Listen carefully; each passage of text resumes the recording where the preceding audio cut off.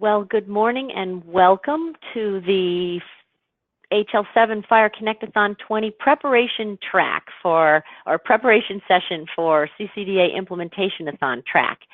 We're looking forward to seeing all of you in San Antonio, January 12th and 13th. And today we're going to be talking about some work that we'll be doing to prepare for a conversation, a very important and challenging conversation around data provenance. I wanted to mention that our method for understanding who is going to be attending the C-CDA IAT track is not perfect. When you sign up for the HL7 Fire Connect-A-Thon, it's not really easy for us to tell exactly what your intentions are. And so it's super helpful if you can chat while you're on one of these prep calls, chat your email address to Dave Hamill. Be sure to use the email address that you like to use if you have access to Google Documents. And one of the reasons why I want to be sure to use this is I am creating some Google Docs that we'll be able to use during the IAT to do some group collection of information. And it's really nice if everybody can be set up to have those privs ahead of time. So if you can chat your email that you like to use for Google Doc permissions to Dave, we can start to get that set up ahead of time. My name is Lisa Nelson, and I am the track lead for this work. I'm paired up with Jean Duteau and Joginder Madra, who will also be facilitating during the 2 days when we're together in San Antonio. And I don't know if we have new folks on the call. I see a lot of callers that don't have names yet. One thing you can do is, if you notice in the audio block, underneath where you have the dial-in information and the access code, there's a little PIN number. And if you didn't put your PIN in while you were dialing in, you can now press # and then enter your PIN and press # again. And it will associate your name with your call-in information, and then we'll be able to see and line up folks' names with their calling instance. If you haven't registered yet for the track, the link that you see on the screen right now will take you to how to register. And this PowerPoint presentation is located on the Confluence site that is available for Consolidated CDA IAT. Let me see if I can bring that up really quick just to remind everybody. Well, I got 2 of those open.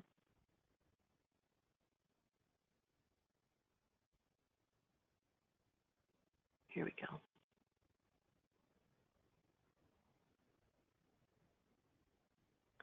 So the HL7 Confluence site has a space for the Implementation-A-Thon. And when you go there, the January 12 and 13 Implementation-A-Thon has a resource area with all the files posted that we cover here. And this prep session PowerPoint is always kept up to date. I load it maybe once or twice a week when I'm making changes and updates. So you can always pull a current copy from right there. And then you will have access to this same PowerPoint and all the links that are inside of it. If you, this Confluence link right here takes you to that. You can get a username. Dave, help me out. If you go to the Confluence page, you don't need to have a HL7 username, or you do need to have a HL7 username to access it? You do not need any user ID to view it. You would only need it to edit it. Okay, great. So these links will work for anyone who's on the call who's not from the HL7 community. You can use that. We also have a chat that's run on Zulip in with all the rest of the fire chats. Our stream is called C-CDA IAT, and you can go there to ask questions and get real-time assistance, interact with the community. And then I mentioned we're going to be using the Google Drive for some online stuff that we do at the Connect-A-Thon.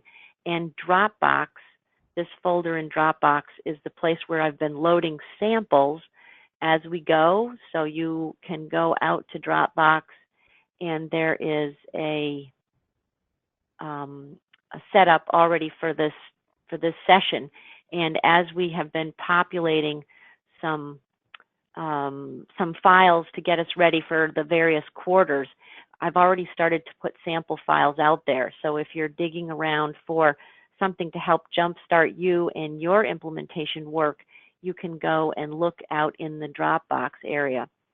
And if you do not have access to Dropbox, or you have any problems with your access to Dropbox, I would say the best thing to do would be to send an email to Dave Hamill. It's dhammill@hl7.org, and he can handle any questions we have with just that basic access stuff. We have 2 days planned with a good number of different quarters covering lots of stuff. It's actually going to be a pretty quick pace. But on Sunday, you'll see right here, the second quarter, we're hoping to get a good-sized group of people in, both from people who've registered for the C-CDA IAT and maybe some other folks who are there at the fire, one of the other tracks at the Fire Connect-A-Thon. We'd like to get a good group of people together to talk about provenance. And that's the prep work that we're working on today. Many of you have been attending. We had 7 sessions planned in total to get us ready for those 2 days, and we're on about the 4th. Here we are, December 5th. There'll be 3 more after this. We're just really going through and making sure that we're in a good position to have a productive 2 days together face-to-face when we're in San Antonio. If you miss any of these sessions, I have been recording them, and we keep the links right here, so you can go back and, for example, bone up on the things that we're doing to get ready for patient summary versus encounter summary, and representing clinical notes in C-CDA documents just by clicking on there. It's about a 1-hour recording, but that is a good way to get caught up if you've missed anything in the past. Our homework for today was to take a look at a document that was sent to us from friends at Cerner. I'll give you a little bit of the background behind that. The document was constructed after a fairly productive conversation at the last working group meeting with a good group of people that came together and just began walking through what are some of the considerations that implementers are beginning to noodle over as they think about data provenance.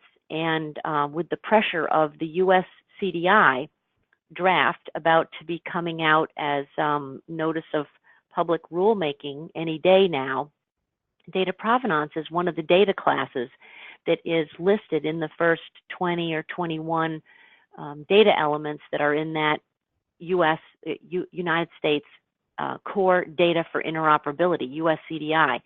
And so as much as we have tried to put some of this off for quite some time, it's sort of upon us now, and the urgency is up to get to some consensus about what data provenance really means, what information do we need to have present in CDA documents and recorded so that all of us are doing something similar around recording data provenance.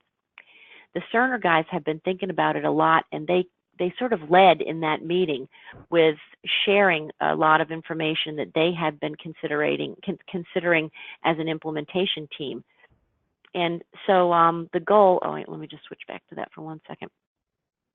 The goal in reviewing it was to put our ideas together to say, where do we find gaps from what was discussed in that document? Where do we have maybe a different point of view or difference of opinion with what's in that document, so that we can use it as a straw man rather than starting with a blank white sheet of paper. We want to start with some work that's been done, but use that as a straw man to now open the conversation wider, get more participation at the IAT, and come away with some specifics that we can say that implementers are in agreement around this being a consensus point of view for how we could move forward. And our goal today, because we don't really know, we don't have the answer to this. It's not a matter of, are you doing this right? It's really a matter of figuring out if we all have a similar understanding of what the definition is of data provenance, how it affects the structures that are available in CDA, and what kinds of samples do we think need to be generated so that we can get higher levels of consistency around anything it is that we agree is something that we would all want to do to capture data provenance. So my goal today is I'm going to open up that document, and we're going to have some discussion about what you've been thinking of so far. But my real goal for this session is to understand what questions would we want to be asking? How do we want to use our 90 minutes in San Antonio to come up with, it might be 1, 2, 3 different things, or however much we feel we need to bite off to at least make progress with this all together. So I'm hoping that maybe on the rest of this slide, as you come up with ideas, that we'll be able to identify 3 or 4 either comments or ways to structure that meeting so that we have a productive face-to-face time. And you are all unmuted, so this is going to be a group discussion here. Did anybody have a chance to start looking at this document and bump up against it? Or are we going to be looking at it together for the first time today? This is Rachel. We did take a look at Commonwealth and information related to that, but that was for the last meeting. So no, we haven't looked at this yet. Haven't looked. My main question, and hopefully it's kind of is, are we looking at individual data elements or a complete document in referencing provenance? In referencing data provenance, it's a very good question. Okay, I'm going to let's do some notes, and then while we're talking, and then we'll see what we boil that down to. So. Are we looking at whole documents or individual data elements? Could I say entries? Sure. For that? Okay. So we're definitely in the context of CDA, even though many of us have fire on our brain as well. I think that we're aiming to try and have this discussion specific to the context of CDA.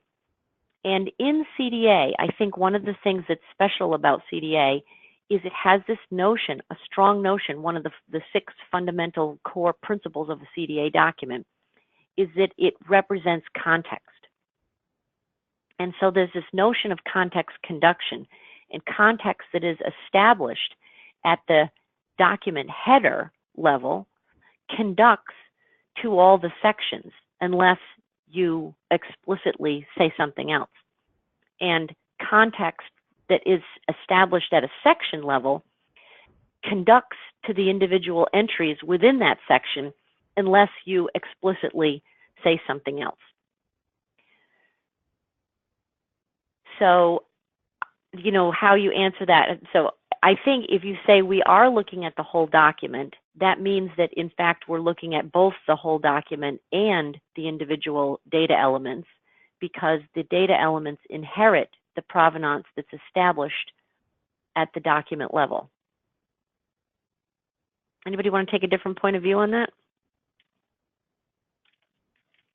Lisa, this is Emma. I think what we need to do is review the attributes that make up data provenance, and then determine if those attributes can be wholly at the entry level, or we have to borrow attributes from the upper level, like borrow something from the sections, apply it to the entry, or borrow something from the document header to apply it to the section that inadvertently gets down to the entry. So I think we first of all need to define what are the attributes of data provenance.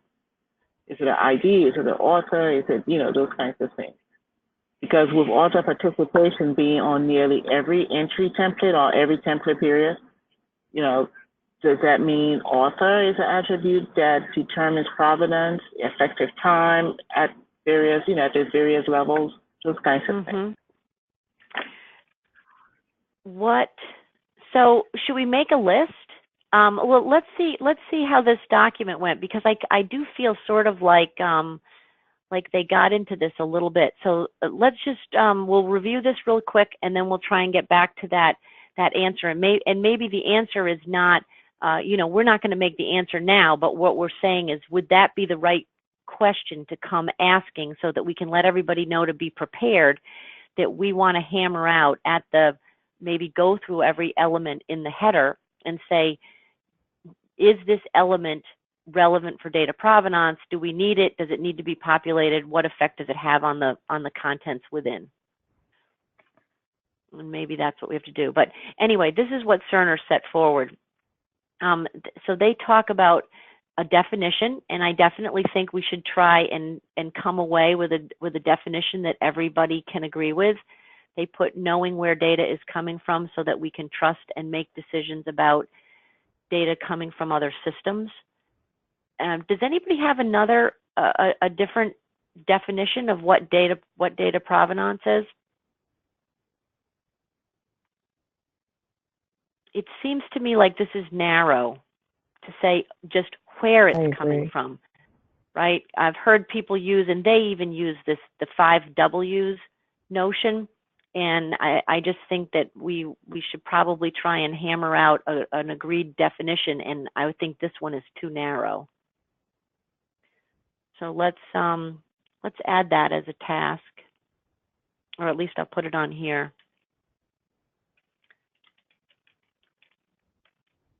Isn't it more about what influenced the data that was being provided? Because it's not all, and that's like picking who the data provenance is going to reference, is whether it's the author of the C-CDA or who, because the information that comes into CDA isn't always generated by one author. It's collaboration of and the influence of the data that has come into interest to create this document. So,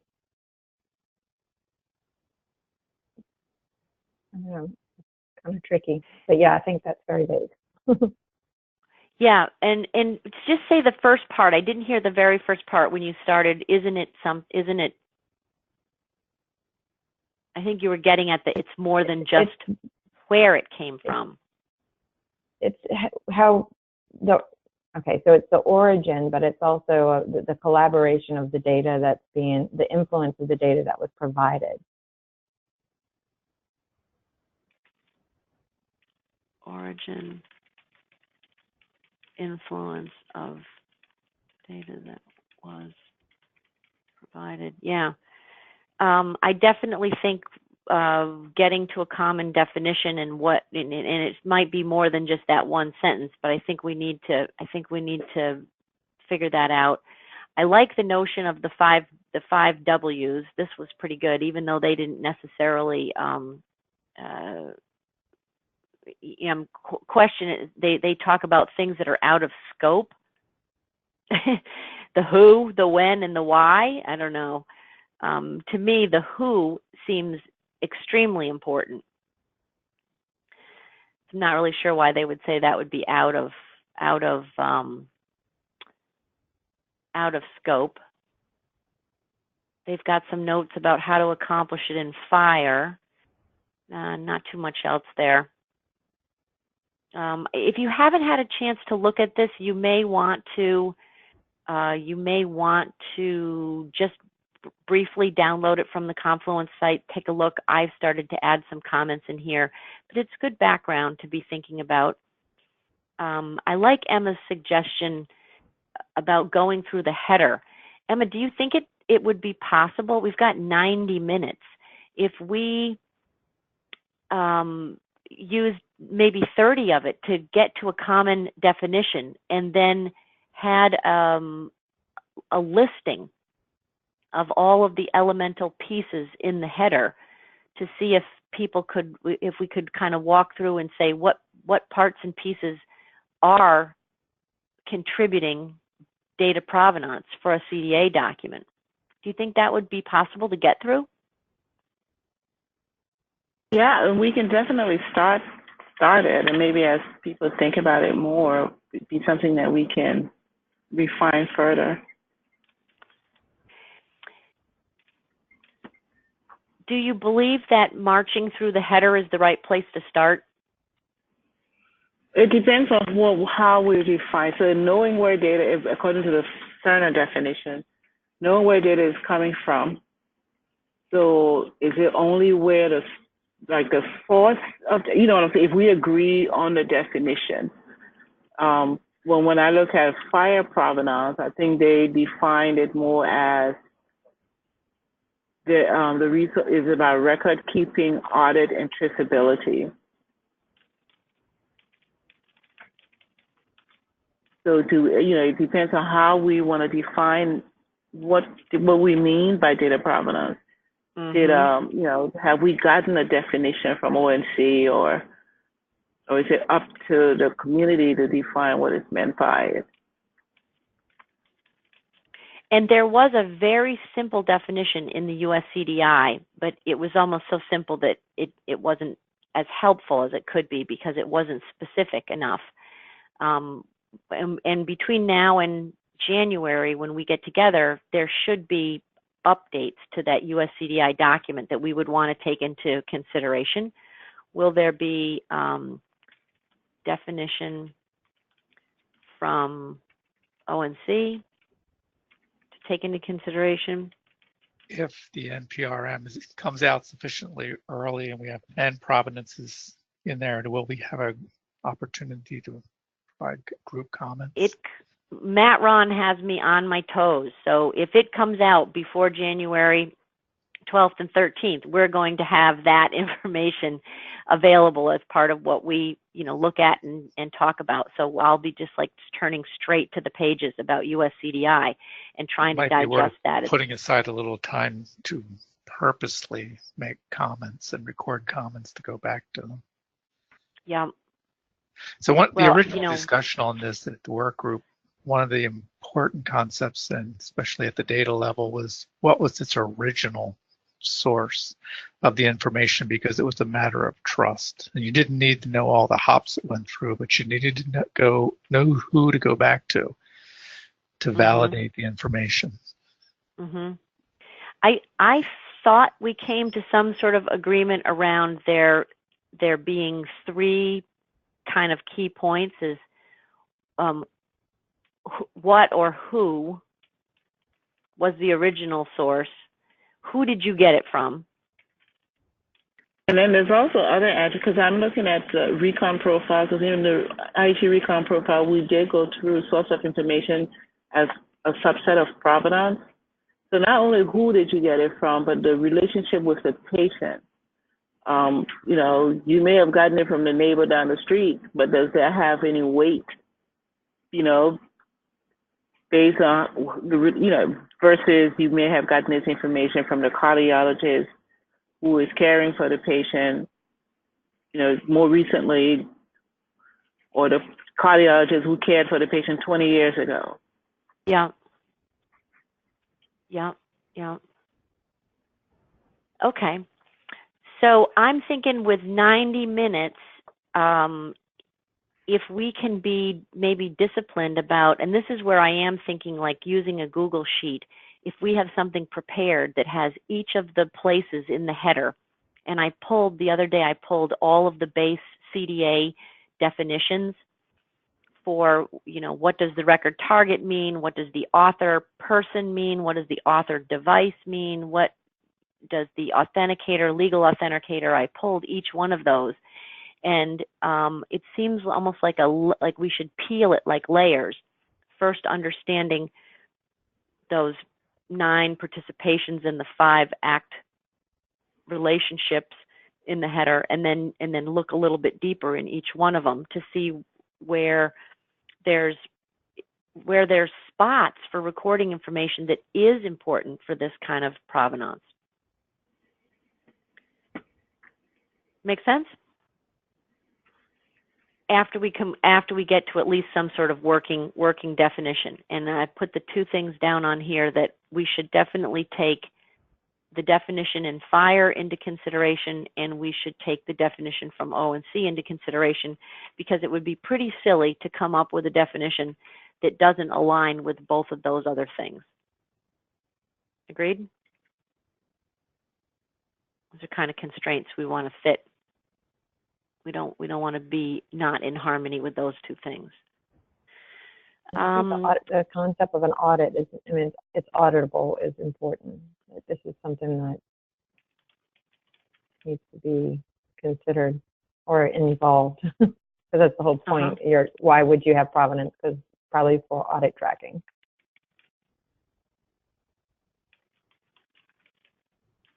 And the other one was what Emma just said about trusting it or weighting it by knowing what the relationship of the source to the patient was.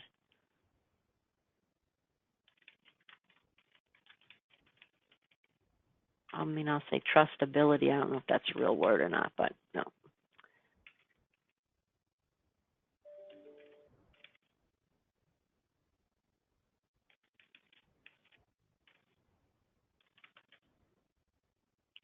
Relevance or maybe accuracy. Okay, what other kinds of things, as you guys are thinking about implementing data provenance, what have you done so far?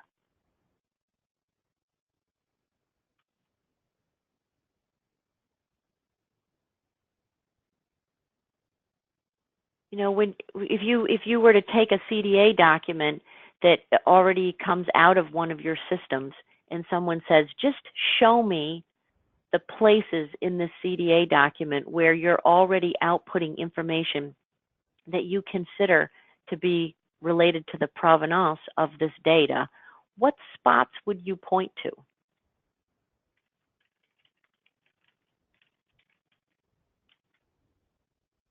Of the document or provenance of the data in the document?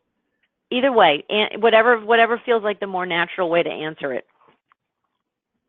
So for us, in George Champion here, the header has things like the organization, the author, the service event that has the providers and things like that in there. That's to me, in my mind, that's at the document level. At the data element level, though, something like medication, we can capture the prescriber. But I think we capture the prescriber as an author.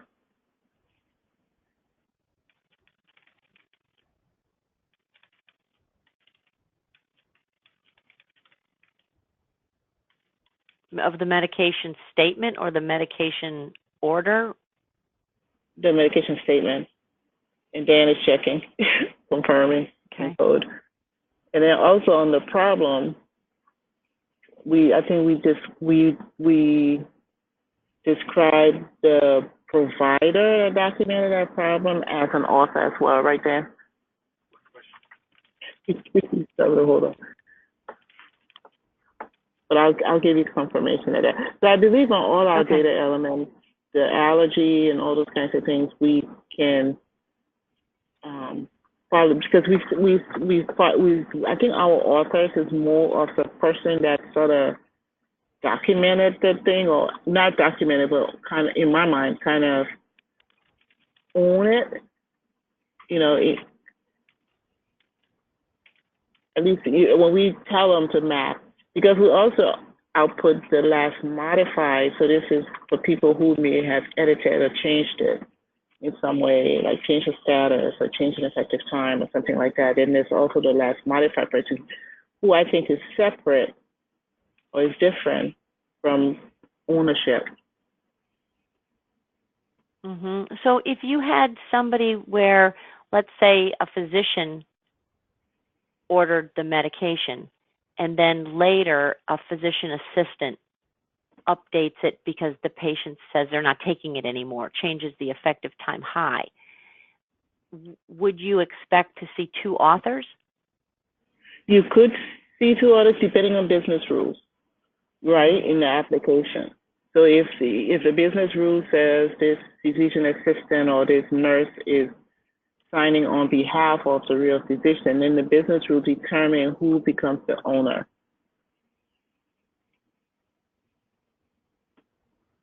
So there's business rules definitely in traceability. Because I know in the past when we talked about reconciliation, you know, the providers wanted us to be able to maintain the person who wrote the original order, because if they had to change a medication that was not originally ordered by them, they may want to know who, was it the oncologist that ordered this thing?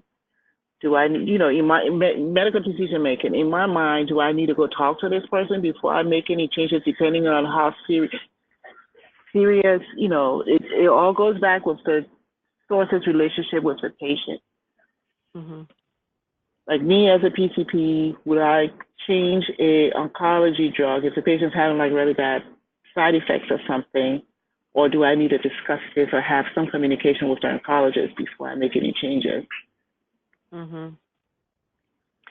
So I think at the entry level, the big deal is understanding the difference between those participations that are possible, right? Because you've got author, but a lot of times you've got performer, or you have, I guess those would be the big ones, right? Author or performer. And when to expect. That's what Dan is just confirming to me. It depends on business rules in the system again.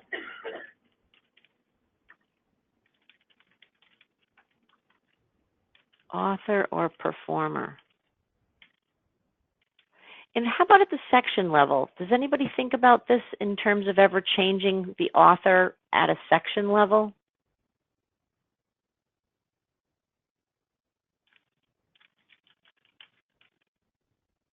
Okay, so we don't really have too much going on. So it's either kind of at the top down or from the bottom up.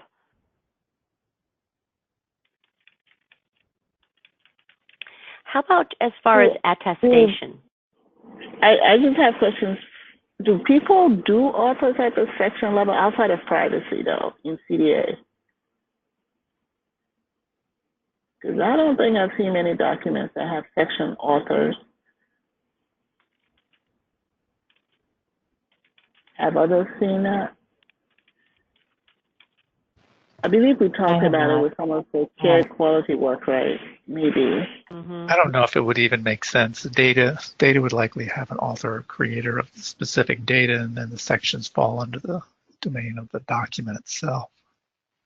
And all the data is just collected under the sections. Mm-hmm. Now for DS4P, marking a section as private as an author there. But that's in the DS4P profile.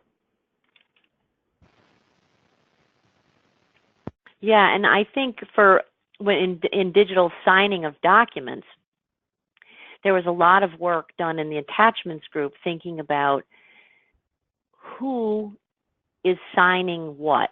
So if there are multiple people signing a document, it means they have attested to the accuracy of anything in the document that they are the author on. And if you did have two authors, let's say like one person took the person's vital signs, and the vital signs section was authored by them, but then the rest of the document is authored by somebody else. If both of those people signed the document, the person who is signing, who was the author of the vital signs section, is only attesting to the accuracy of the vital signs section of information. And the person who signs, the other person who signs, would only be attesting to the other sections that are not attributed to the person who was attributed to the vital signs section. So there is a notion, at least in standards, but that it's been laid out that way, but I have not seen anybody implement it. And there are very few implementers who have started to do signing of digital artifacts yet. But that would be more in line with the way DS4P uses, they definitely allow you to like block or label privacy at a whole section level as well.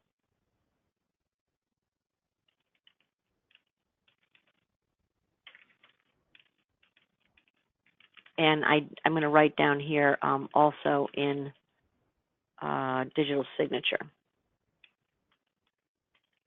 And I think when you talk about the use case of validation or submitting to payers where things have to be attested, it might be relevant to think about what does it mean, what do we have going on at the section level, and how does that relate to what we are doing at the entry level. Okay, so 90 minutes.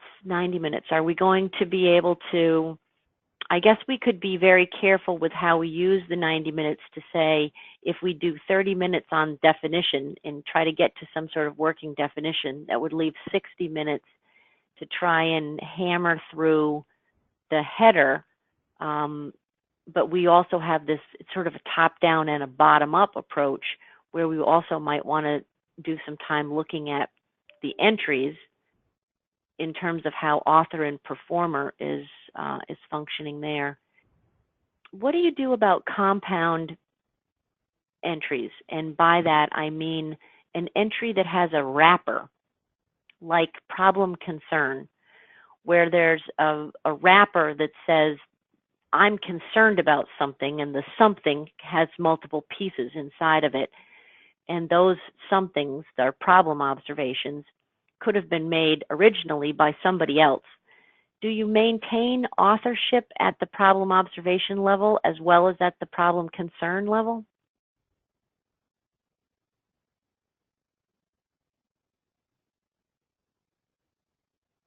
I would think so.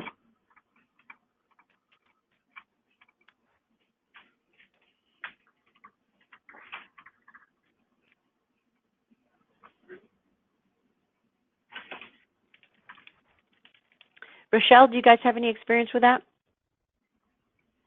No. Where would you put it right now? Where would you, do you put authors? No, author of a, if you have a problem concern, do you put the author on the concern or the author on the problem observation? We don't put the author on, we just author the document. Just author the document, okay. Mm-hmm.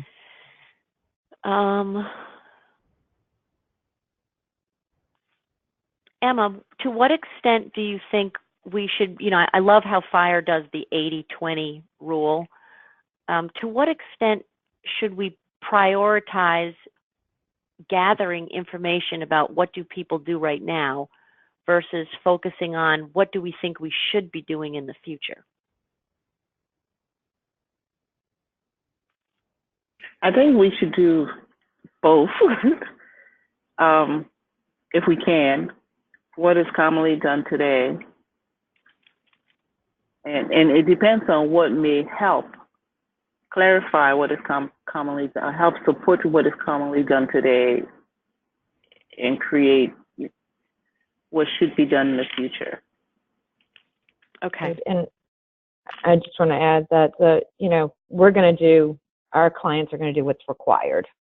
Just consider that we're coming from that market because they are following the ONC test data requirements and they're only populating data that is required. So as this is required, we will do what's needed, but I could reach out and ask if they were to do that, on what level would it be? On what level would they be providing that information? It's a good point. A lot of it's going to depend on what ONC comes up with, but we need to keep in mind, maybe we need use cases, and what does it actually make sense to collect? When would you need it? Need it for your lawyers, you need it for tracking down questions about particular orders. We don't want to collect so much that it's a waste of time and storage. You need it for reconciliation decisions. Right. So here, this would be get a list. That's important, I think, to have the use cases. Go ahead, Rochelle. In the reconciliation process, carrying that source over for most of our EMR vendors, it hasn't been an issue, but they're carrying the source of the entire document over. So to do the individual, the C-CDAs they're getting is what I'm saying from Meditech or I think eClinical Works at one point was the one we were looking at closely, and CPSI, they don't seem to have anything other than the author populated from what we've noticed. And if during your reconciliation you actually make an update to it, then you own it. So, I mean, you own it at that point. really need it anyway. Or if you choose to merge it in, at that point, is it your data really, or is it not? You merged it in because you confirmed it with the patient, or you merged it in because, what caused you to merge that in? Other outside data the patient provided, so you're going to edit the chart from the prior doctor because that's a better resource than the patient itself. That's what we're running into at this point, is who owns that data once you merge it into your system. If you're carrying the source forward, does the source that you carry forward end up in that C-CDA document or not? Well, I think one way to think about that, and this is where I do think that FHIR is helpful, is if you brought in a C-CDA document, you consumed it through a FHIR server and decomposed it into a FHIR document. So now that entry exists. Let's just say take something simple like a history of procedures, and it shows that you had a colonoscopy last year. Now, you brought that document in, and that procedure got created with a certain ID. Now your doctor seeing the patient, let's say for the first time, and you're starting to generate a record for them, and you need to write down their history of procedures. Are you going to make a new procedure, new ID, with now you as the author, or are you going to put the procedure that you consumed in from the other document into the document that he's making, that this new doctor's making, and just update the authorship to include this new person now as the last updated person? How do you envision doing it? In reconciliation right now, we've seen where the data that's coming in that's been reconciled is in a different, it's even still, although it's merged in, they're keeping it in a different location in their database in the back end. It's not being merged. I mean, it's merged in the system and it can be shown to the clinician, but they are being shown that this is, data from another source and this is your data. So it is part of the patient record and it's a complete record. And it will come out on the transition of care document, because after you reconcile, the requirement from O&C is to create a transition care document or create a new C-CDA. When you do that, the author of that document becomes the author that created the document at that point. But the doctors are still seeing the information but at the data level, segregated. Yeah, but at the data level, information separate. Yeah. And I agree at the document level, and this is probably why we started there. It depends on if you're talking at the document level or the data level. If at the document level, the person who's creating the document is the author, no problem. But I'm just saying, would you, if they used the procedure information that was pulled in from the document that came from Dr. A, and now Dr. B is writing his document, authoring a new document, but he pulls in the procedure information that was in document A, how will that be?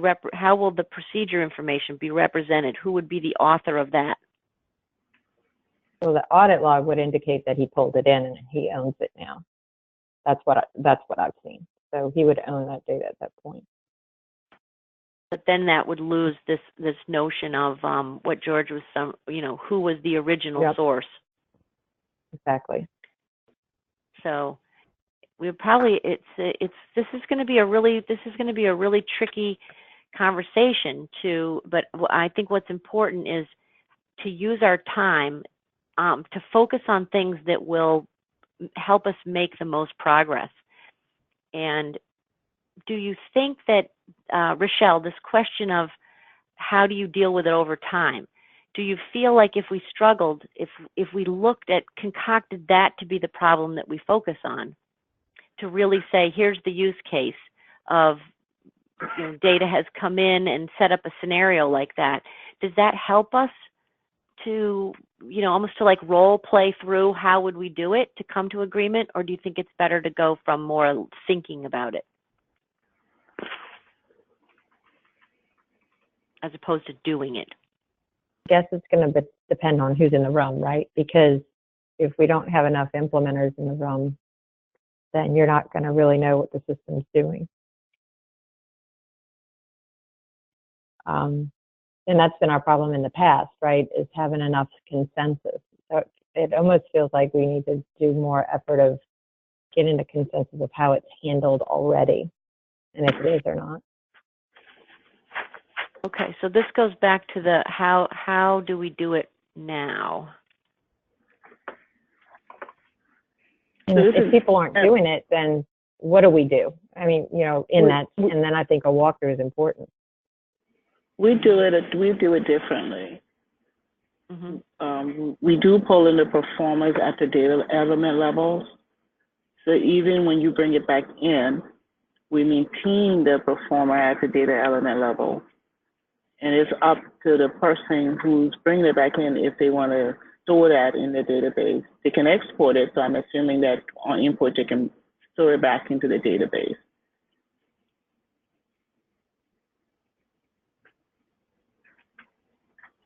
It seems to me like we will have as many different methods as we have implementers who come to Implementation-A-Thon. Yeah.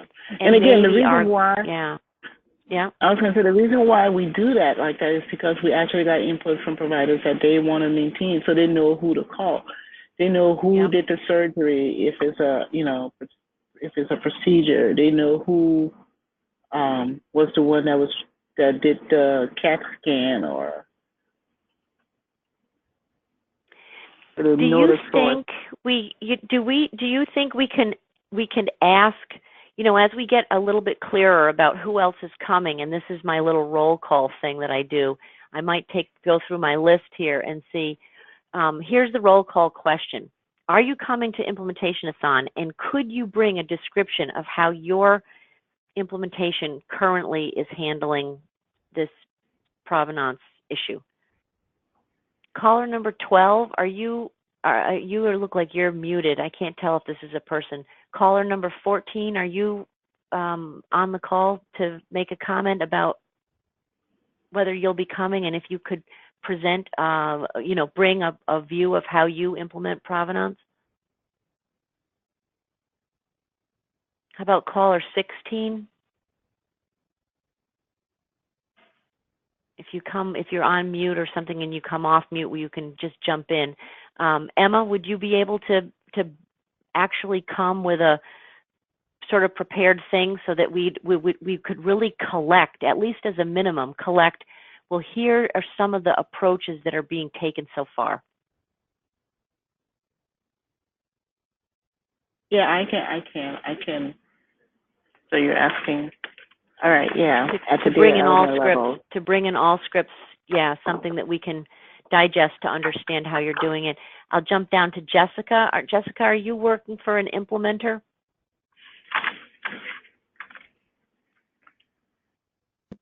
Lisa, I have like 4 or 5 people on the call. Oh, you have a bunch. Okay, so Rochelle. So can you bring something? Well, we don't really do it, so it's at the document level.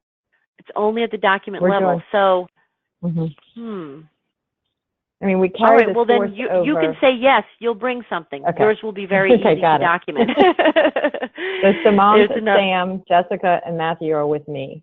So. Okay. How about Tom? Is he with you too?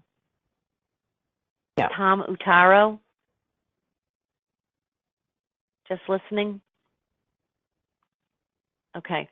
So Dave Hamill, this is one of the reasons why we need help with the ONC rousting out other EHR vendors to come and be ready to do this. I will send out, you know, kind of a recap from today, but I think in order to make this conversation about provenance as productive as possible, one of the important things, you know how in a map a lot of times they're like, you are here, and therefore this is how you get where you want to go.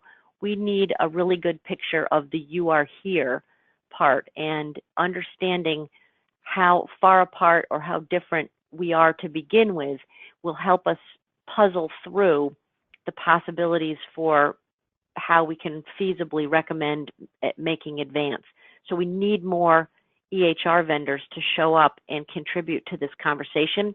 Otherwise, it's like there's no point in just having a real small group talk about it, because we won't be able to push on consensus very much.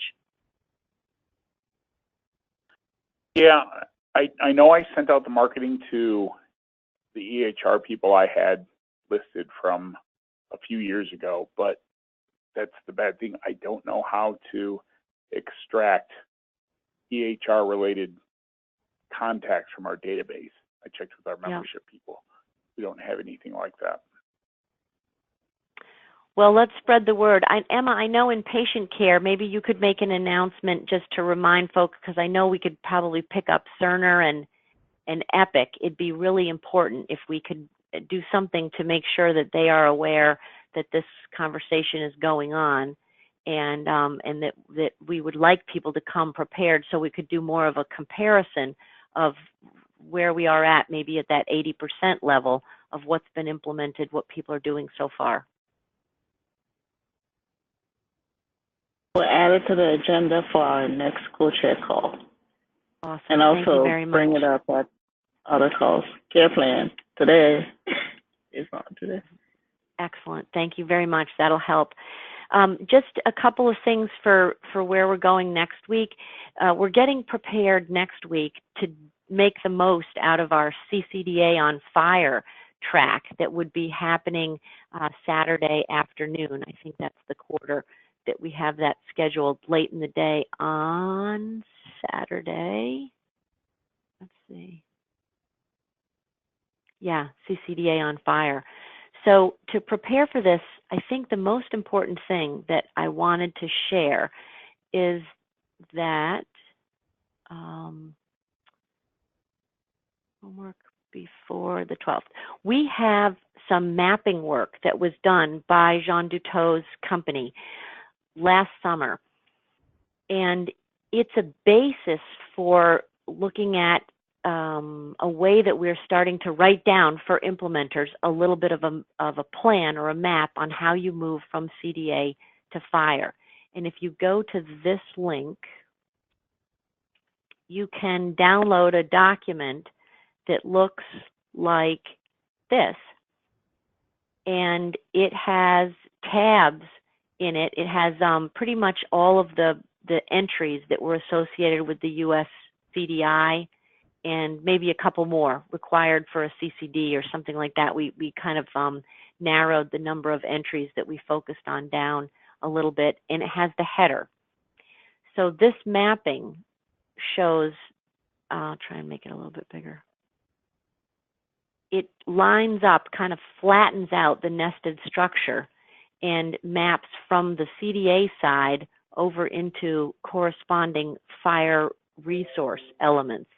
And where we found that there was a gap, we indicated that that's what this yellow means. So we couldn't figure out exactly how to do it, or there was some difference of opinion around, author function code. We were struggling around the provider role, practitioner role stuff. And so where there was tricky stuff, you see that yellow. And where there were some clearer maps, you will see them with this syntax that we've started constructing to it's just human readable at this point. It's a really good place to start. If your company has been playing with this kind of mapping already, this is a way to check your background thinking and help us identify spots where there could be differences of opinion in the industry already. The other document that I'll point you to take a look at is an emerging piece of work which builds upon this, and it takes it to the next level, where we said, actually, most people who are going to be doing this mapping, they will be taking advantage of the C-CDA on Fire profile, our implementation guide, which has many profiles in it. And so the mapping now that we're doing is taking what we learned from this, but refining it to use these profiles. And you will, if you go to this link and pick up the, did I download that for us? I didn't, let me just do it. Go here.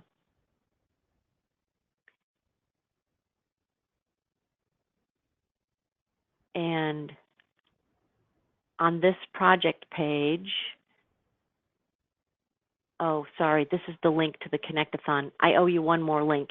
I owe you the link for that more detailed C-CDA to fire mapping. I'll add that before I post the document as a closeout for today's homework. So there'll be 2 mappings to look at, and then this link that I point you to is the wiki for Fire Connect-a-thon 20, and the place I'd like you to go here is the documents track.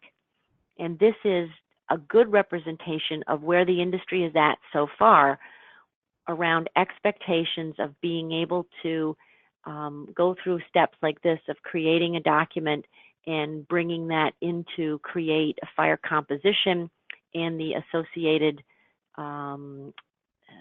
resources that kind of hang off from that composition. So this gives you the basic steps that you go through, and then those mapping documents that are in Excel give you the clues on what resources need to be populated and where things line up. Is anybody making progress on this so far?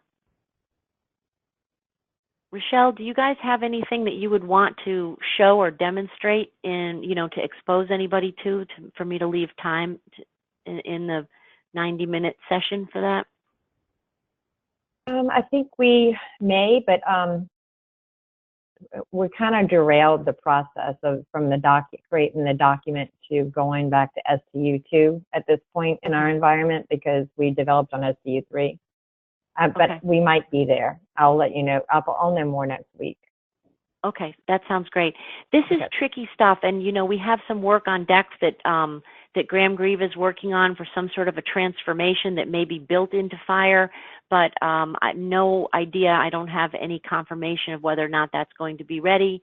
And the other thing is MaxMD, my company, has some transformation capability, and maybe for people who would benefit from that, just to see how it works, we'll set you up to be able to use the post against the MaxMD sandbox that will be at Fire Connect-a-thon.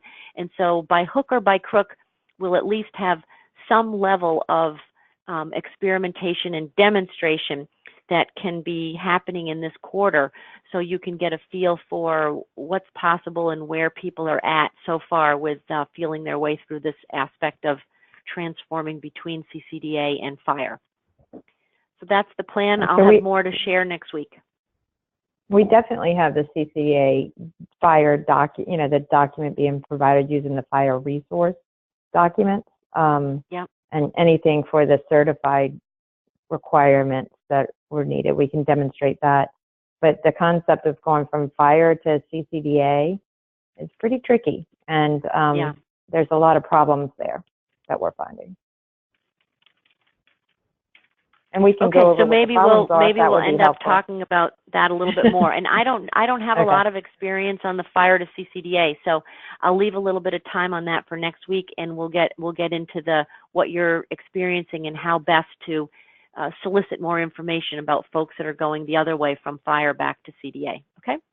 Okay. Great. Thanks, everybody. The recordings will be available shortly, and I will see you next week. Thank you. Bye.